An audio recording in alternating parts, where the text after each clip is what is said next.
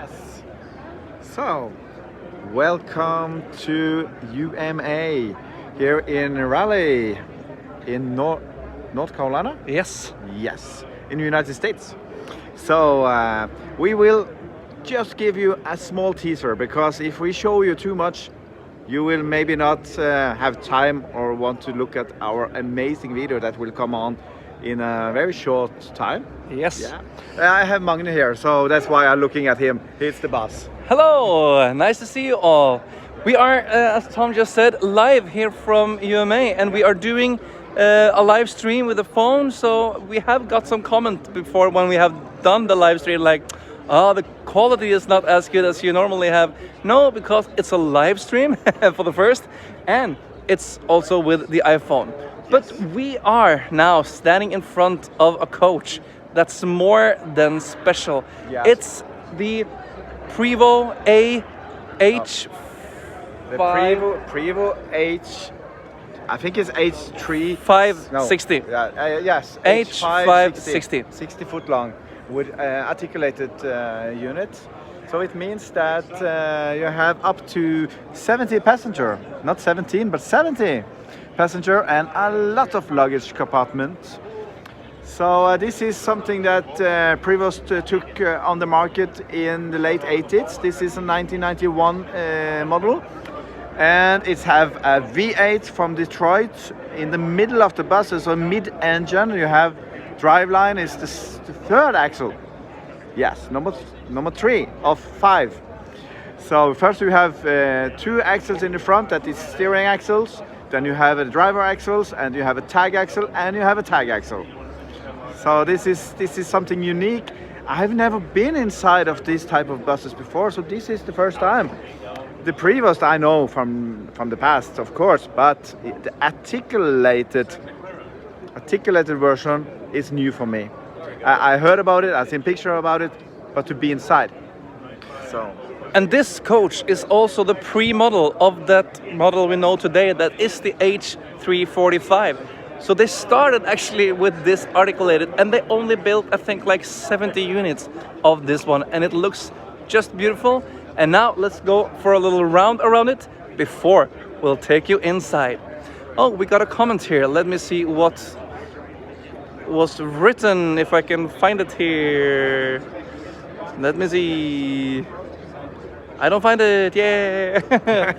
We will find it. We are not so Yes. often on the live. Let's see if the engine compartment is open, because yes, it is. I want to show you something, because I'm the guy that loves to talk about technology, engines, gearbox, axles, everything that is in my tech talk. And here, inside the heart of the bus, I want to be on this side so you can see it. Here is the Detroit engine, the V8. I don't remember the exact name on it, but it's in the middle of the coach. It's something that we are used from Europe, the Volvo B10M or B12M. They also had a mid-engine, but that was a pancake engine. MAN and Mercedes-Benz also had it. And here you have a standing V8.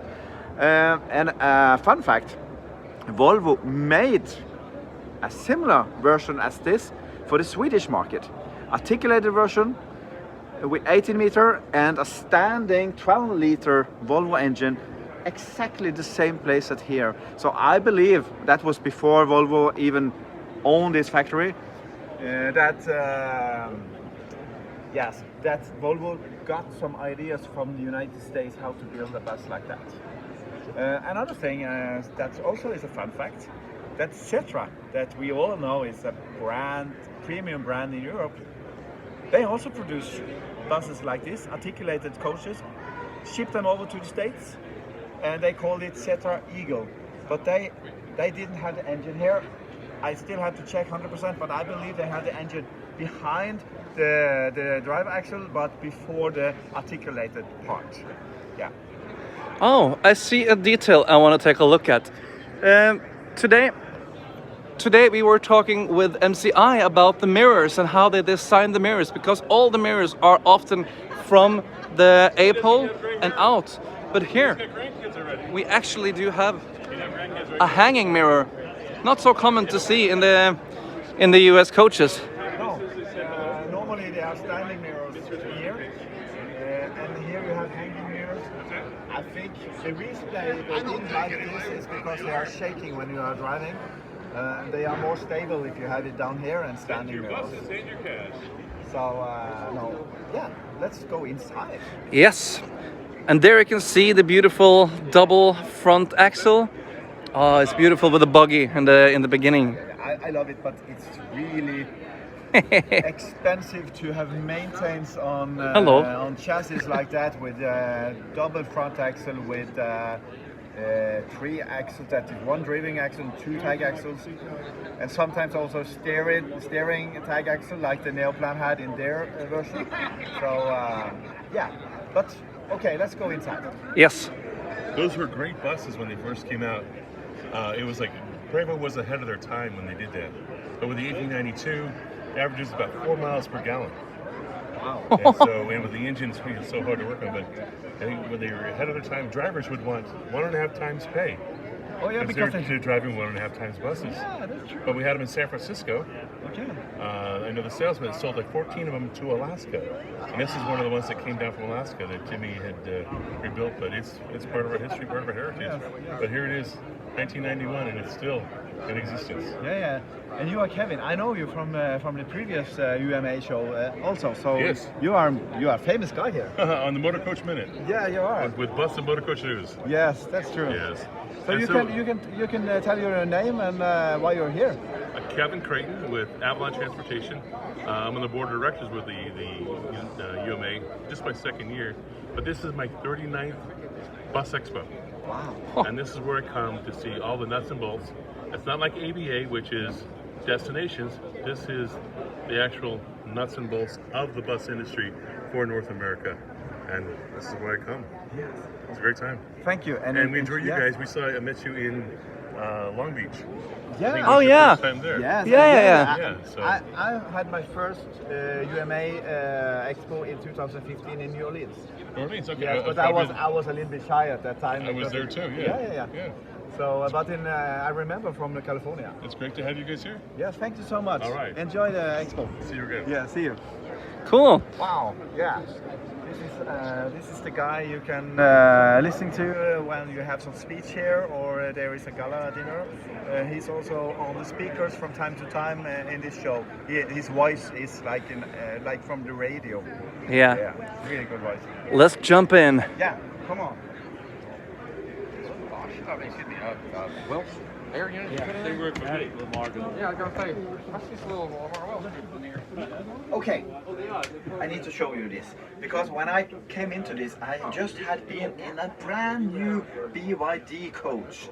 We're talking brand new 2024 model, and then I was in this one and I said, oh my god, this is even newer than the BYD.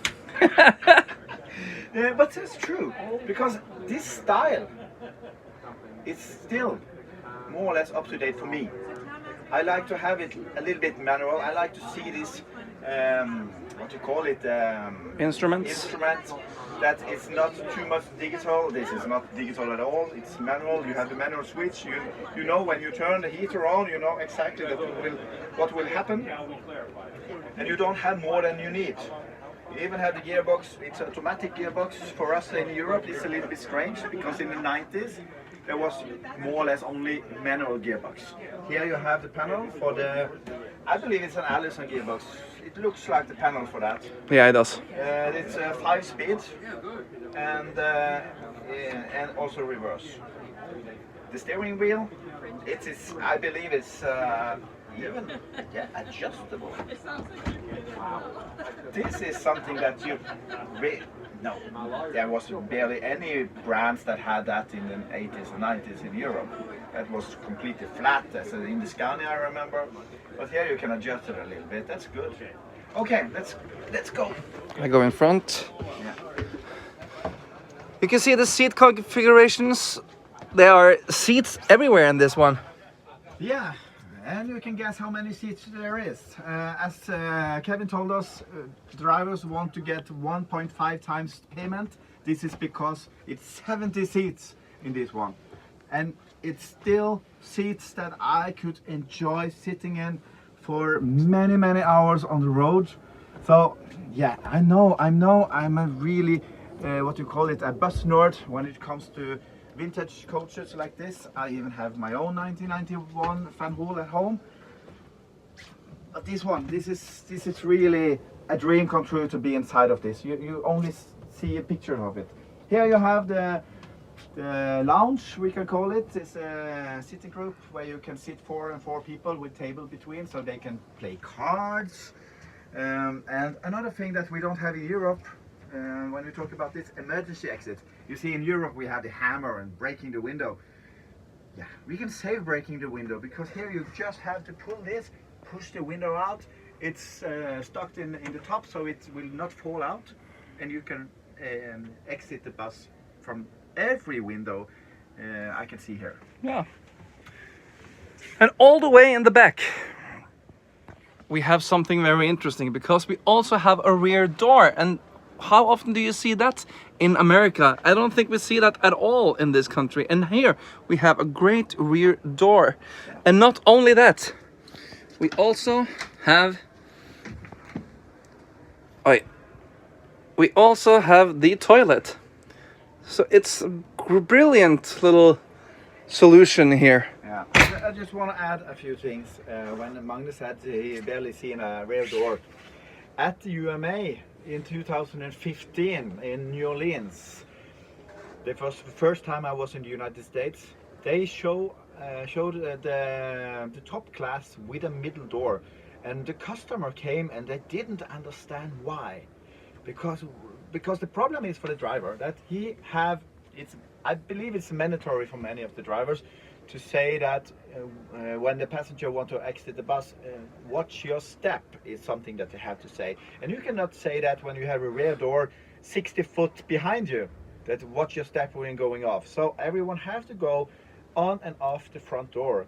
But in Silicon Valley and more of these technology areas and big factories area where you have the transport of the employees, then you have middle doors, and they want to have middle doors because everyone can go on board in the middle door, but still many places have to exit in the front door. Yeah. So let's try exiting this bus, because it is very nice. There is a handrail here, so you can actually close. Okay, I'm stuck. That is a safety feature they have. Yeah. So you don't fall down the stairs. To be honest, I was a paramedic in the past, and we had several times going out with the ambulance to pick up people that were stuck down in the stairs. So this is a good solution that they block the staircase when they are driving. Yeah. Well, let's wrap it up. Yeah, it's amazing. So we don't want to show you anything else from this expo. You have to click on our channel, subscribe on our channel. It's not a button here, but you can subscribe, and you will see this coach and many more. And we are trying to make this video quite quick, so just follow our channel and you will get a push message whenever it's ready. So, well, we have work to do, so I will log off here now.